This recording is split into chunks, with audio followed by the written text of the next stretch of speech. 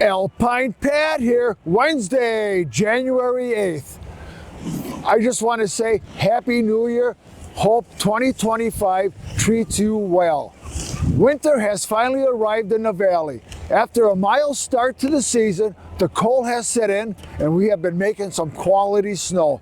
I mean, this is the good stuff. It doesn't get any better than this. We are currently experiencing the best snow conditions of the season, if not for the last couple of years for that matter, the way the weather's been. The beginner area is pristine.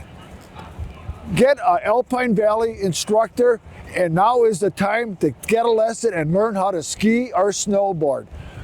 The terrain park is the best I ever seen it. So many jumps, so many features. Just my observations, the Winter X Games should be at Alpine Valley and not Aspen, Colorado in the next couple of weeks. I just want my observations. As much as we love dogs in the valley, it can be a dangerous place on the slopes for skiers, snowboarders, and dogs alike.